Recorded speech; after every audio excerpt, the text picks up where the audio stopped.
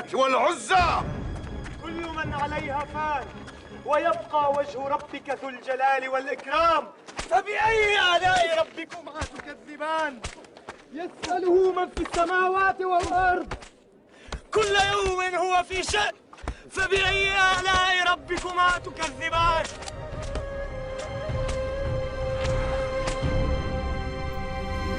हमें इसी बात का डर था। वल्लाही आज मुझे उन लोगों पर तरस आ रहा था। अगर आप इजाज़त दें तो मैं कल भी जाकर। ना ना ना, बस बस बस। क्या बात है उमर, लोग अखलाक भूल चुके हैं। कौन लोग? आजकल तो मक्का में सिर्फ 2 तरीके के लोग हैं। काश मैं मोहम्मद के सहाबाओं को कसूरवार ठहरा पाता। कसूर हमारे ही लोगों का है। जब उन पर जुल्म होता है वो खामोश रहते हैं। जब उन्हें गालियां दी जाती हैं, हिकारत की नज़र से देखा जाता है, सिर्फ मुस्कुरा कर जवाब देते हैं। जो उनमें कमज़ोर थे वो मजबूत हो गए हैं, और जो मजबूत हैं वो रहमदिल हो गए हैं। और इसके उलट हम में जो ताकतवर हैं वो जालिम हो गए हैं, और जो कमज़ोर हैं वो इन ताकतवरों के खिलाफ हो जाते हैं, और या फिर उनसे बचने के लिए उनकी हाँ में हाँ मिलाते हैं। वो एक दूसरे के लिए रहमदिल है। अमीर गरीब की मदद करता है। अबू बकर, उस्मान, मुसाब इब्ने उमैर, अबू हुदैफा इब्ने उतबा, वो एक बराबर हैं बिलाल, सुहेब और सालिम, जो पहले गुलाम था अबू हुदैफा का। जबकि हम दर्जातों में बटे हुए हैं, अजीम और हकीर। अजीमों में भी कई दर्जात हैं, तो फिर हम लोग कैसे कामयाब होंगे? आज मैंने इब्न उम्मे अब्द को बुरी तरीके से पिटते हुए देखा। मुझे बहुत बुरा लगा, क्योंकि उसके साथ कोई कबीला नहीं जो उसकी हिफाजत करता, क्योंकि वो किसी कौम से ताल्लुक नहीं रखता। और क्या आपने उन्हें सुना मेरे भाई? मैं वहां से चला आया, उसकी हालत मुझसे देखी नहीं गई। आप भी यही कारनामे करते हो?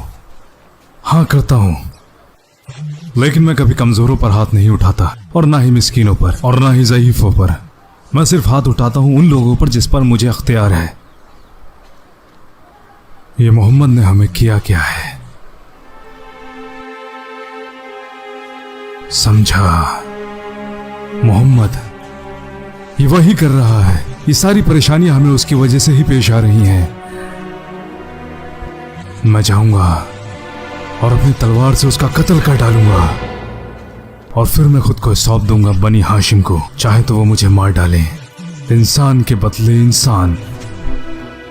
इस तरह मक्का के पुराने दिन वापस आ जाएंगे। ये आप क्या करने जा रहे हैं मेरे भाई? किस जुल्म के लिए आप उनका खून बहाएंगे? वो ना कभी आपके रास्ते में आए और ना कभी आपके साथ बदजुबानी की, और आप उन्हें कत्ल करने का इरादा रखते हैं। हजारों लोगों का खून बहने से अच्छा है कि 2 लोगों का ही खून बह जाए। ऐसा करने से सब ठीक हो जाए। अपने दिमाग से ये बात निकाल दो उमर। वल्लाही बड़ा भाई होने के नाते मेरा फर्ज बनता है कि मैं तुम्हें गलत कामों से रोकूं। मैंने तुम्हें इख्तियार दिया क्योंकि तुम इस लायक हो। अब खामोश रहो और मेरी बात ध्यान से सुनो। मैं तुमसे बड़ा हूं, और मेरे तुम पर कुछ इख्तियार हैं कि अपने दिमाग से ये सारे गंदे ख्याल निकाल दो, वरना तुमसे बड़ा बदनसीब कोई ना होगा। अभी तुमने खुद ही बताया कि मोहम्मद और उनके सहाबा सच्चे और साबित कदम हैं। अपने आप को काबू में रखो।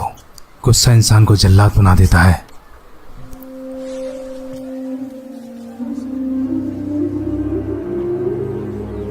ये करीब आकर वापस लौट गए। कब तक?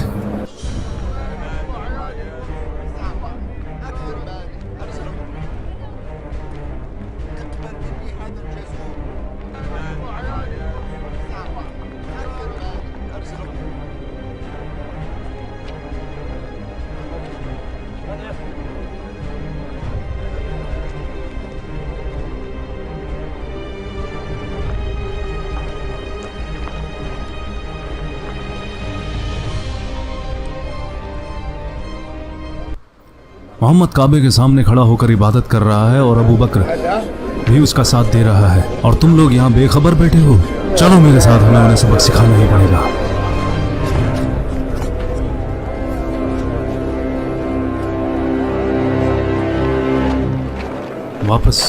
वापस चले जाओ, हमें आपसे कोई झगड़ा नहीं करना। क्या तुम उसको नुकसान पहुंचाओगे जो ये कहता है कि मेरा रब एक है? और जब हाशिम कबीले वाले ये बात सुनेंगे तो क्या होगा? इसका अंजाम जानते हो, हजारों लोग मारे जाएंगे। सही कहा।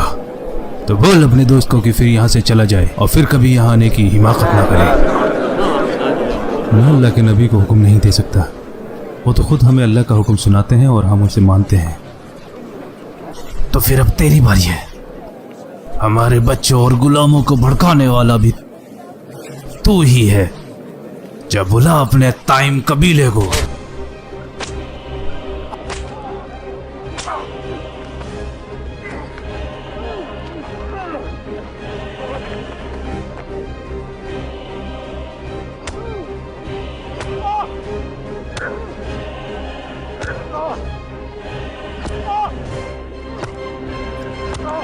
ये मेरे बच्चे के साथ इन लोगों ने क्या किया?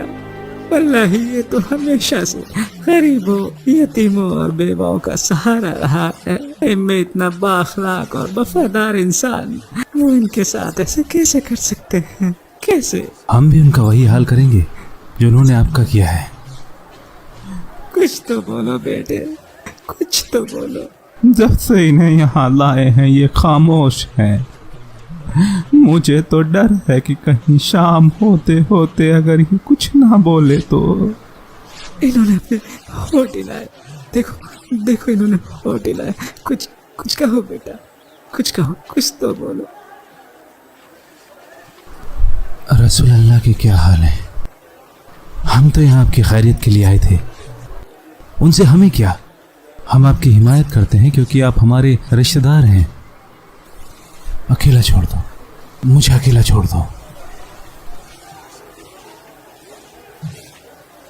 सुनो, इन्हें कुछ खाने पीने को दे देना।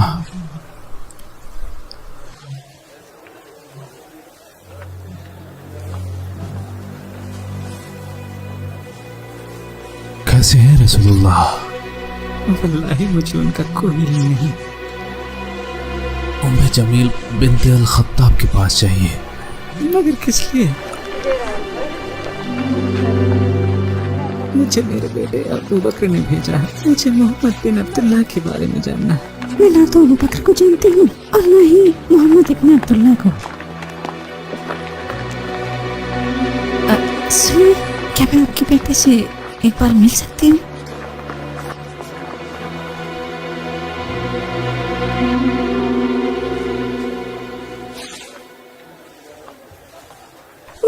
मुशरिकीनों ने आपका क्या हाल किया है? अल्लाह उन्हें उनके किए की सजा जरूर देगा। क्या तुम भी मुसलमान हो गई हो? पहले बताओ रसूलुल्लाह कैसे हैं? आपकी माँ सुन रही है। आप इनकी परवाह ना करें। अल्लाह के रसूल बिल्कुल महफूज हैं। कहाँ है वो? अलरकम।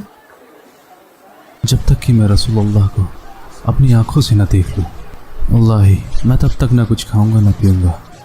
सब्र रखें अबू बकर, जब तक ये सारी चीजें ठीक नहीं हो जाती हम खुद आपको उनके पास लेके जाएंगे। थोड़ी अपनी तकलीफ तो कम होने दीजिए।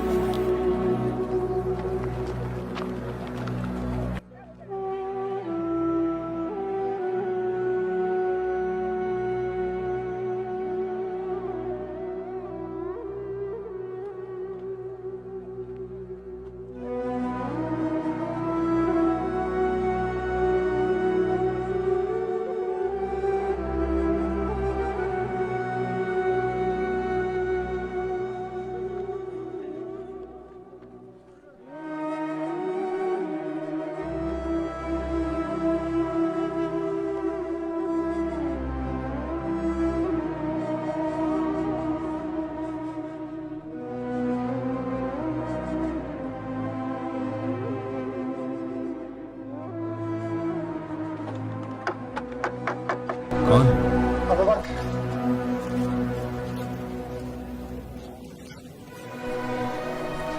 मैं आप पे कुर्बान जाऊं या रसूलुल्लाह।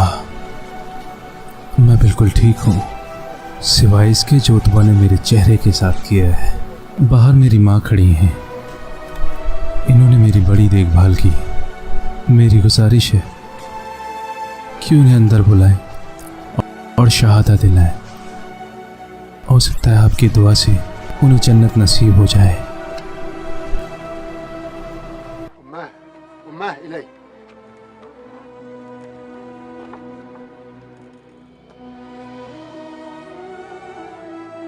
أشهد أن لا إله إلا الله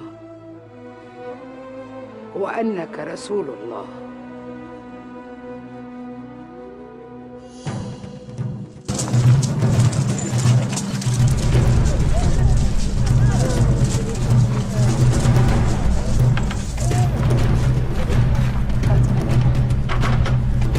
अब आप खुश हैं अब्बा जी?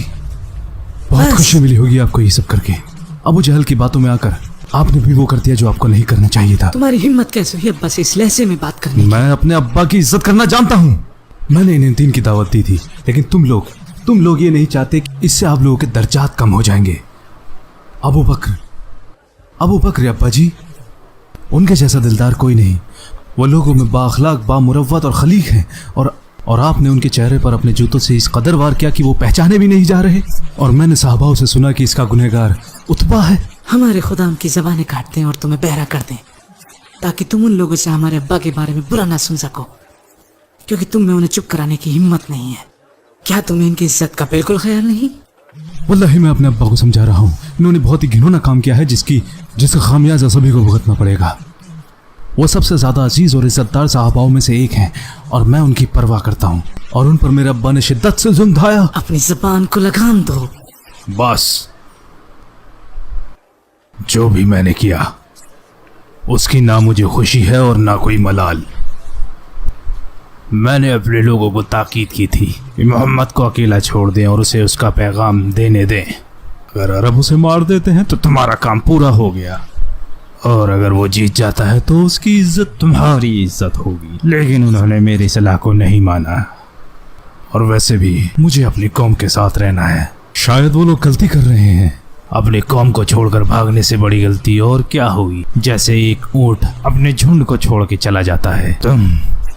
तुम या अबा हुदैफा, तुमने अपने अब्बा का कुनबा छोड़ा है। मुझे भी तुम्हारे साथ वही करना चाहिए था जो बाकी के लोग अपनी औलादों के साथ कर रहे हैं, जिन्होंने अपनी पुरखों का दीन छोड़ा है। वो उनको जेल में रखते हैं, भूखा रखते हैं और बुरी तरीके से मारते क्योंकि हैं। तुम्हें गैरत नहीं है। मैंने तुम्हारे साथ ऐसा नहीं किया, हालांकि लोग इस पर मुझे सुनाते हैं और नापसंद भी करते हैं। अबू जहल जो भी उसकी बात मानेगा वो तबाह हो जाएगा। अब तुम अपने अब्बा की कमियां निकाल रहे हो। अब शायद ऊपर वाला ही हमारे झगड़े का फैसला करेगा।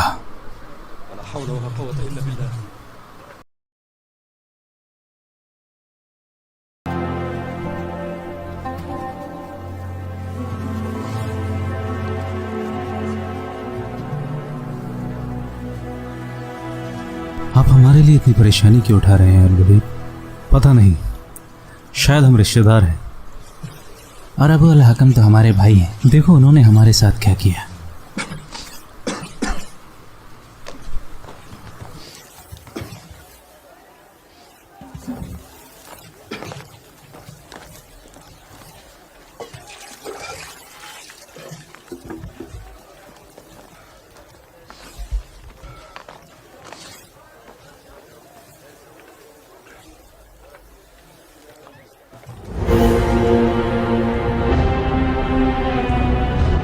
मुझे अपने करीबों को देखकर तरस आया, इसलिए मैं वहां गया। तरस या कुछ और? क्या मतलब है? तुम उनका ख्याल क्यों कर रहे हो जबकि उनका भाई अबू अल-हकम मौजूद है? अबू अल-हकम? वो तो उन्हें खाना और पानी देता है, सिर्फ इतना ही, ताकि वो जिंदा रहें और वो फिर से उन पे जुल्म ढा सके। तो तुम क्यों उनके लिए खलील बन रहे हो? तुम्हारा इस बात से क्या लेना देना? खामोश हो जाओ खालिद, तुम मुझ पर अपना हुक्म नहीं चला सकते जब तक। लेकिन तुमने गलत किया अल-वलीद। जानता हूँ तुम्हारी नीयत ठीक है, लेकिन वो लोग इस लायक नहीं कि उनसे हमदर्दी रखी जाए। इन लोगों ने हमारे दीन की मुखालिफत की है, लेकिन इसका ये मतलब तो नहीं कि वो हमारी कौम से ही खारिज कर दिया। लेकिन वो इस तरह से इसे नहीं देखते। अगर उनसे पूछोगे तो वो कहेंगे हम इस्लाम को मानते हैं, और वही जवाब देंगे जो मोहम्मद के सहाबा कहते हैं कि अल्लाह ने जाहिलियत को हटाकर इस्लाम का रिश्ता कायम किया है, और उन्होंने अपने बाप, भाई और कौम को छोड़ दिया क्योंकि वो उनके दीन को नहीं मानते। अपने से ज्यादा तवज्जो सुहेल, बिलाल और सालिम को देते हैं और बोलते फिरते हैं कि ये हमारे भाई हैं। अब्बा जी, उन्होंने अपने लोगों और माशरे को नहीं छोड़ा, वो आज भी अपने लोगों से उतना ही प्यार करते हैं, बल्कि छोड़ा है अपने कुनबे में पनप रही गलतफहमियों को। तुम तो उन्हीं की जबान बोल रहे हो, ये कैसे हो गया?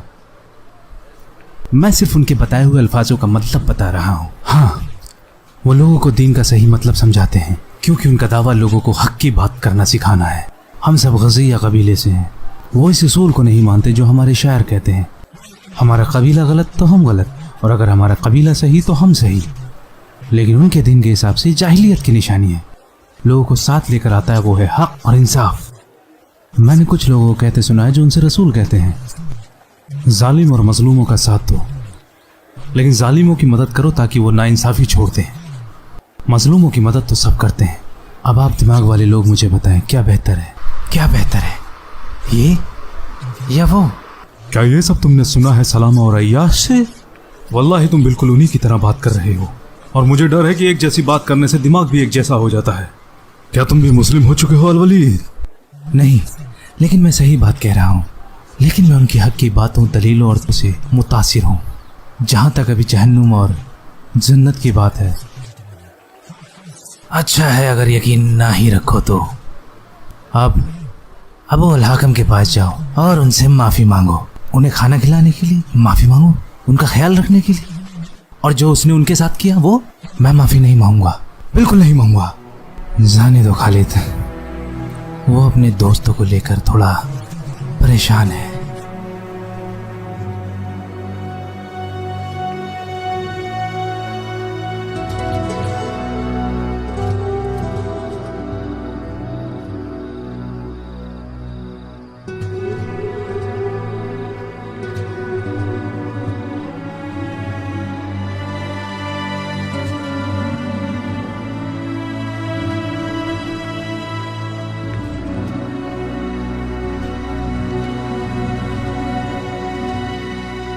अब्दुल्ला,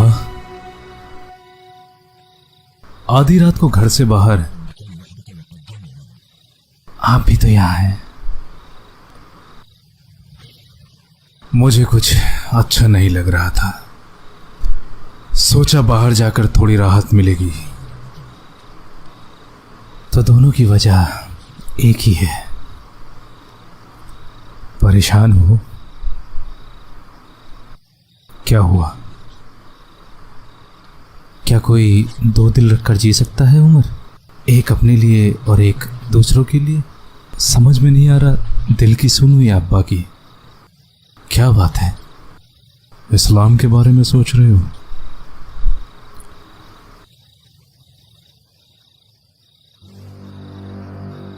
अगर अपने दिल की सुनोगे और इस्लाम अपनाओगे तो तुम्हें इसके अंजाम भुगतने होंगे। मैं तुम्हारी खिलाफत करूंगा, लेकिन तुम्हारी इज्जत और तारीफ भी। लेकिन अगर दिल को मारकर बुज़दिली अपनाओगे तो दोस्त तो रहोगे, लेकिन मैं तुम्हें हिकारत की नज़र से देखूंगा। समझ नहीं आता तुम्हें क्या हिदायत दूं। समझ गया, तुमने बिल्कुल सही फरमाया अल-खत्ताब।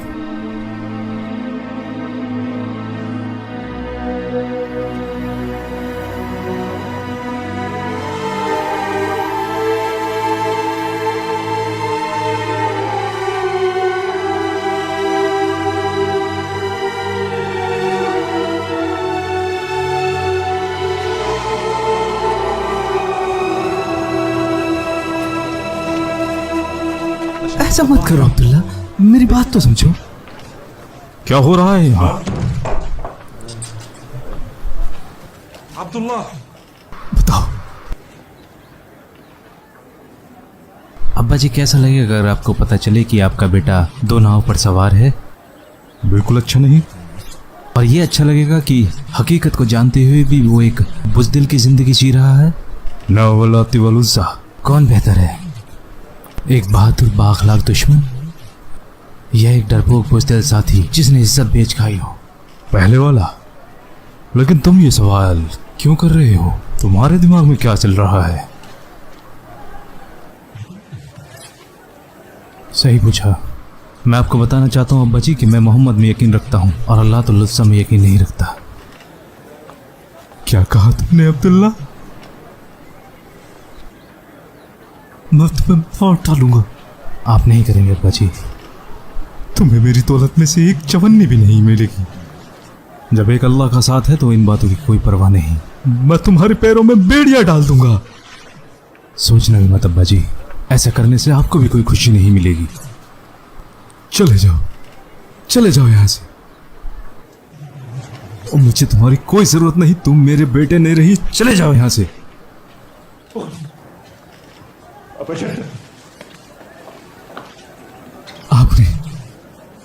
आपने उसे छोड़ा अब्बा जी, मैंने नहीं। वो मेरा भाई है। और तुम, क्या उसने तुम्हें भी ये पाठ पढ़ा दिया है? तुम कुछ बोलते क्यों नहीं? आपको क्या लगता है अब्बा जी, मैं क्या कोई बच्चा हूं जो मुझे कोई भी कुछ भी बोल जाएगा? अगर मेरा कोई ऐसा इरादा हुआ तो उसकी जिम्मेदारी मेरी होगी। मुझे ऐसे ही कोई नहीं बरगला सकता। क्या मेरी अपनी कोई राय नहीं हो सकती? तुम अपने अब्बा की बात मानो, मेरा क्या? अब मुझे आपको चुनना पड़ेगा। बताओ क्या कहा? मैं अभी तक मुस्लिम नहीं बना। क्या कहा? अभी नहीं, कल का क्या पता अब्बा जी। आज ऐसी बात मत बोलो जिसके लिए कल आपको पछताना पड़े। हो सकता है कल आप भी इस्लाम तस्लीम कर लें। मैं नहीं बदलूंगा, चाहे पूरा कुरैशी क्यों ना बदल जाए। अगर मेरे पास लड़ने के लिए कुछ भी नहीं बचा, तब भी मैं मोहब्बत और उसके साहबाओं के साथ आखिरी दम तक लड़ता रहूंगा।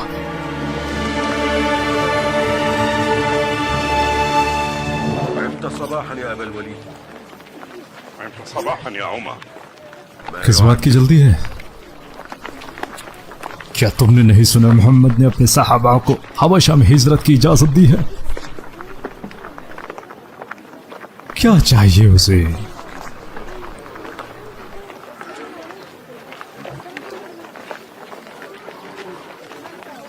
क्या तुम्हें समझ में नहीं आता? मैं कितनी बार तुम्हें समझा चुका हूं। जानती हूँ जब तक तुम्हें आज़ादी नहीं मिल जाती, लेकिन क्या तुमने कभी मेरे बारे में सोचा है वाशी? मेरा क्या होगा? मान लो तुम्हें 10-20 साल आज़ादी और ना मिली, और ऐसा हुआ तो सोचा है मैं कहाँ जाऊंगी? और अगर अगले ही साल मिल जाए तब भी क्या? मेरा मालिक क्या मुझे तुम्हारे लिए आजाद कर देगा? तुम्हारी समझ में नहीं आएगा। जिसका खुद का कोई ठिकाना ना हो, वो किसी और को क्या सहारा देगा? और तुम ये बात जानती हो। जहां तक मेरी बात है, मैं तुम्हारे साथ हर हाल में खुश हूं।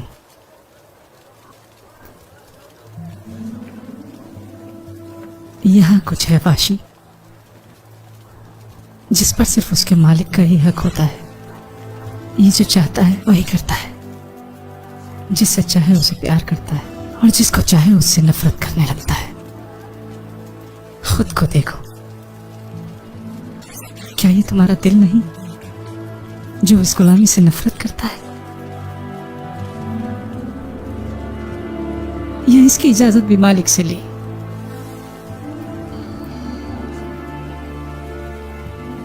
अगर इस दिल के साथ किसी को नफरत करना जानते हो तो तुम जिसे चाहो उसे प्यार भी कर सकते हो। इस बात को बिलाल समझ गया था, लेकिन तुम नहीं समझ पाए।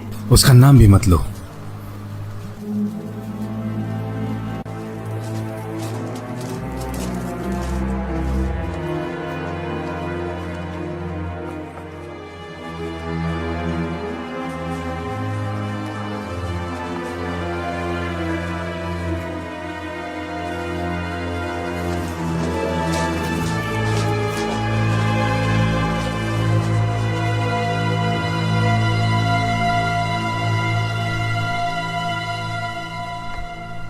जानते भी हो बाहर लोग क्या कह रहे हैं? जो कमजोरों पर जुल्म ढाए जा रहे हैं, या जो सहाबाओं के साथ हो रहा है, उससे मोहम्मद बहुत दुखी है। इसीलिए उन्होंने हबशा की हिजरत का फरमान जारी किया है। लेकिन तुम क्यों जाना चाहते हो? तुम्हारा बाप तो कौम का सरदार है। क्या ये बुरा ना होगा अब्बा जी कि हमारे साहबाओं पर जुल्म होते रहे और मैं खड़ा होकर तमाशा देखूं? क्या ये बुरा नहीं कि हमारे ख्याल जुदा हैं और हम साथ रहें? हम आपके पास जरूर हैं लेकिन आपके साथ नहीं। और क्या ये बुरा नहीं कि मेरे अब्बा जहन्नुम की तरफ जा रहे हैं और मैं उन्हें बचाने के लिए कुछ भी नहीं कर सकता? और ये मुझे गवारा नहीं कि मेरी हिफाजत के लिए आपको लोगों के आगे शर्मिंदा होना पड़े। शर्मिंदा तो मैं तब भी हूं जब तुम मेरे साथ हो, और तब भी रहूंगा जब तुम चले जाओगे। वो कैसे? तब वो कहेंगे उतबा इब्न रबिया, कौम का सरदार, अपने बेटे की हिफाजत ना कर सका और उसे मरने के लिए हबशा भेज दिया। जैसा रसूलुल्लाह ने कहा, वहां का राजा इंसाफ पसंद है और वहां सच्चाई को तरजीह दी जाती है। क्या वाकई हबशा के नजाशी के लिए ऐसा कहा?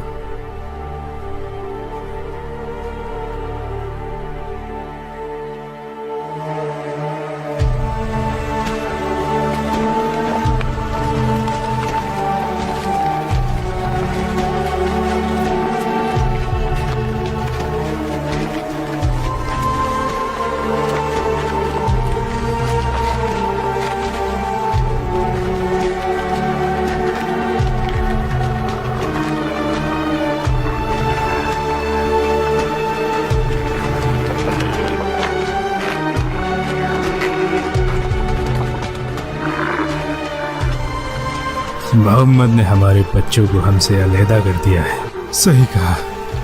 अब समझ में ये नहीं आता कि आधे दिल से हम रोएं या आधे दिल से हंसें। उसने हमारे दिलों को चीर डाला है।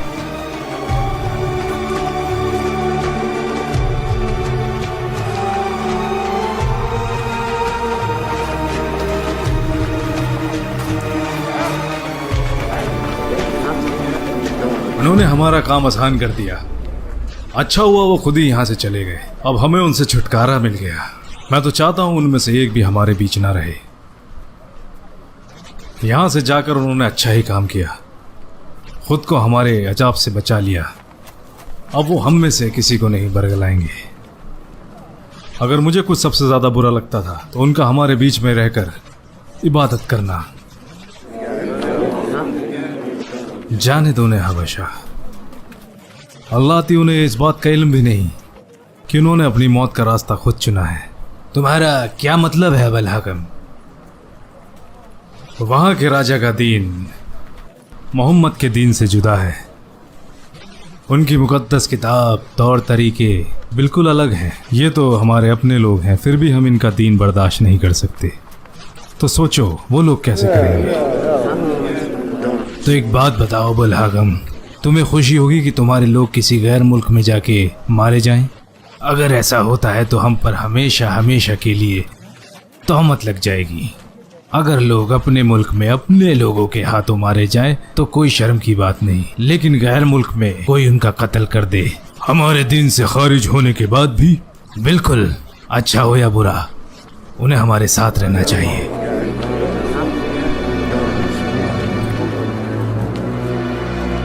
आज आपने मजलिस में क्यों कुछ नहीं बोला?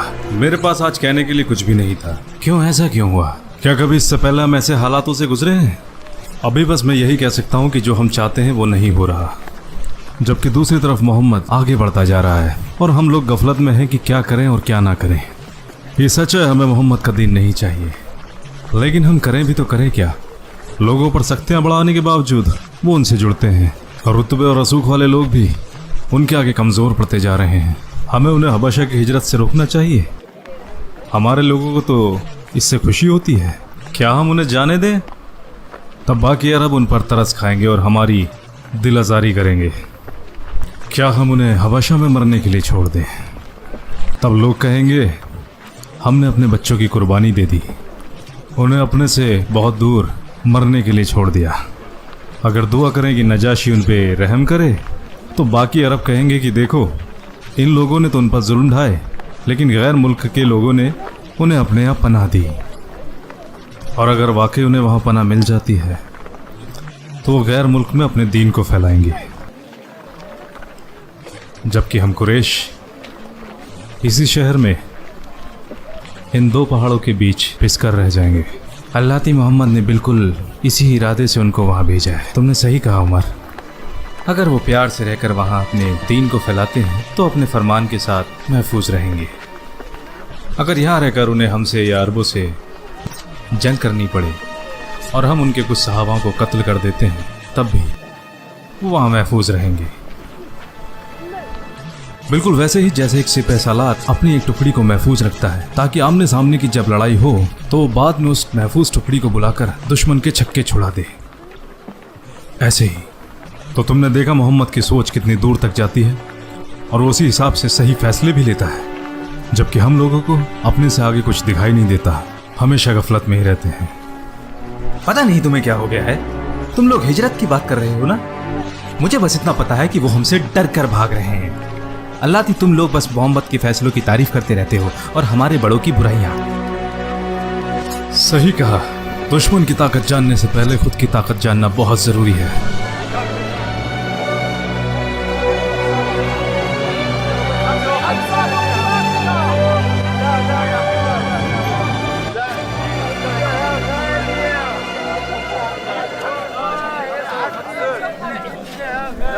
तुम तो बिल्कुल पहचानने में नहीं आ रहे हो बिलाल।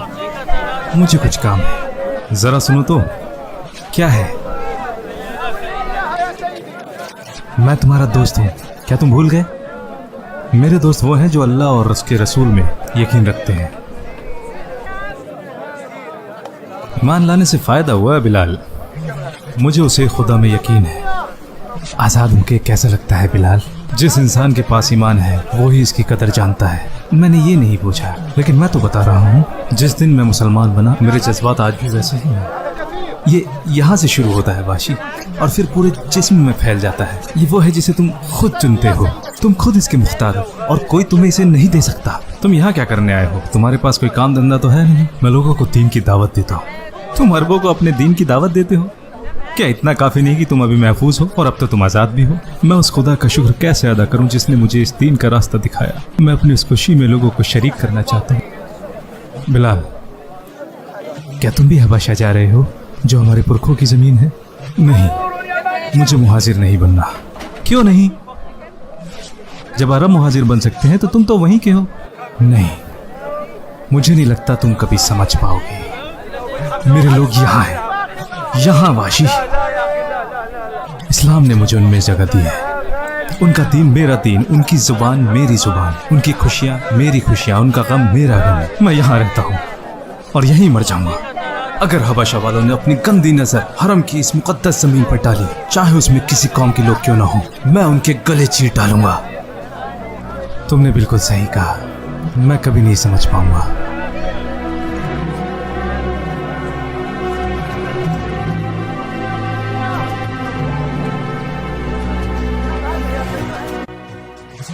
वो जाना चाहता है, लेकिन मैंने तो उससे कभी कोई जोर जबरदस्ती नहीं की और ना ही उसे बंदी बनाने की सोची। अच्छा होता मैं उसे नजरबंद कर देता। कम से कम वो जाने दो उसे। मुझे परवाह नहीं कि चाहे उसे जानवर खा जाए या कहीं डूब के मर जाए। अब्दुल्ला,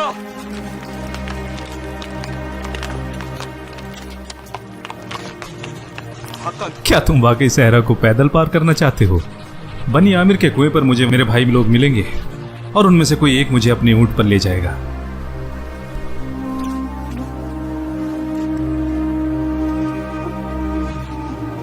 ये ले जाओ। नहीं, मुझे जरूरत नहीं है।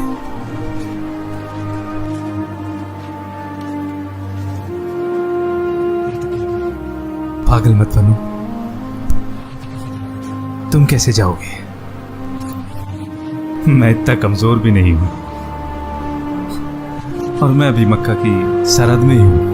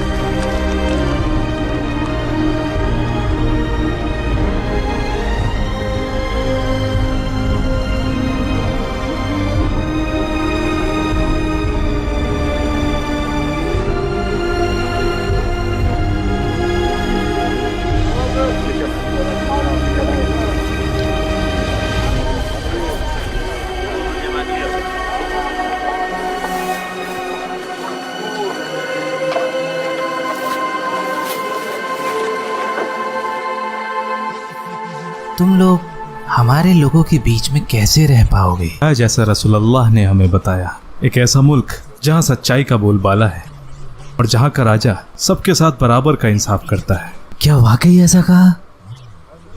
जी वल्लाह। मैं तुम्हें मायूस नहीं करूंगा। अगर तुम्हें किसी भी चीज की जरूरत हो तो मुझे जरूर बताना। मेरे दरवाजे तुम्हारे लिए हमेशा खुले हैं, चाहे एक हो या पूरा मजमा। हमारे पास सब कुछ है अय्युहल मलिक, सिवाय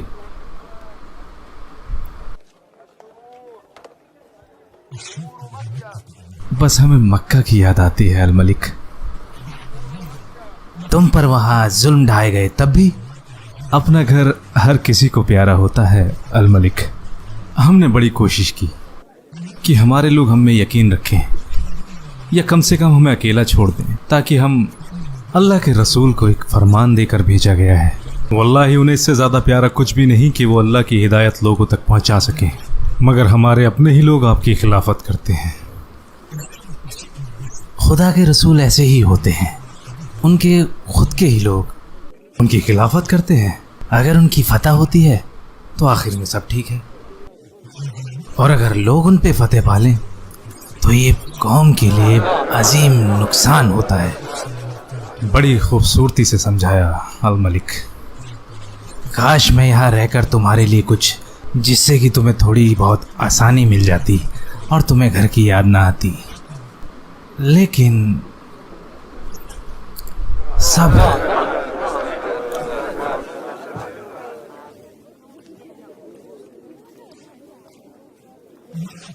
जैसा कि मुझे बताया तुम उतबा के बेटे हो। आप मेरे अब्बा को जानते हैं अल मलिक? तुम्हारे लोग हमेशा हमारी ज़मीन पर तिजारत के लिए आते हैं, कभी कुछ बेचने या खरीदने। उनमें से कुछ लोग मेरे से मिल के जाते हैं, जैसे अबू सुफियान या अल आस इब्ने वैल और उनका बेटा अम्र इब्न अल आस। बड़ा ही ज़हीन, बेहतरीन और अक्लमंद नौजवान है। मुझे उसकी सोहबत पसंद है। इस बार वो मेरे पास आएगा। वैसे क्या कर रहा है आजकल?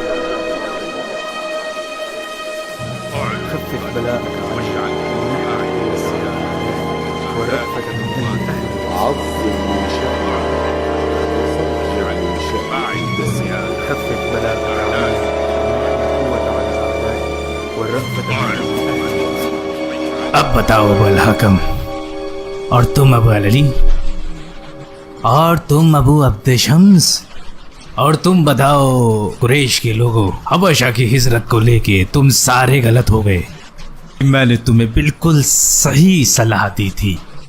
अब बस रहने भी दो अबू अल वलीद। हमें क्या मालूम था कि हबशा का राजा उनका ऐसा इस्तकबाल करेगा। हमें तो लगा कि वो लोग वापस आते ही होंगे, क्योंकि उन्हें वहां पूछने वाला कोई नहीं। तुमने सोचा कुछ और, लेकिन हुआ कुछ और। वो वल्लाही तुम लोग करना कुछ चाहते हो और हो कुछ और जाता है। हम लोग तिजारत करते हैं, कोई किसान तो है नहीं। जब भी हम में से कोई मुसलमान बनता है, तुम लोग उसे चीजें बेचने से मना कर देते हो, ये कहकर वो वल्लाही या तो वापस आ जा या भूखा मर। मगर अब चीजें हमारे अख्तियार से बाहर होती जा रही हैं। सोचो क्या होगा अगर मक्का से एक बड़ा तबका यहाँ बाहर चला जाए, जो हमारी चीजें खरीद फरोख्त करता था। अजीब वक्त आ गया है। पहले हम लोगों की जिंदगी मुश्किल कर दिया करते थे उन्हें चीजें ना बेचकर, मगर अब वो हमारी चीजें ना खरीद कर हमारी जिंदगी को मुश्किल बना रहे हैं। और तलब हो कि कारोबार का बड़ा हिस्सा हम हबशा के साथ करते हैं। मुझे डर है कि अगर वहाँ का राजा उनका साथ देता है तो वो लोग हबशा के साथ हमें कारोबार नहीं करने देंगे। ऐसी सूरत हाल में हमारा कारोबार सोचो कहाँ जाएगा। हमें एक दूसरे पर इल्ज़ाम से बचना होगा, कोई तो रास्ता होगा। अगर मेरी मानो तो मोहम्मद के मानने वालों पर अजाब ना करो, ताकि जब कभी भी हम तिजारत के लिए हबशा जाएं, हम में से कुछ लोग उन मुहाजिरों को समझा सके कि आप लोग अब वापस आ जाएं, आप पर कोई जुल्म नहीं होगा।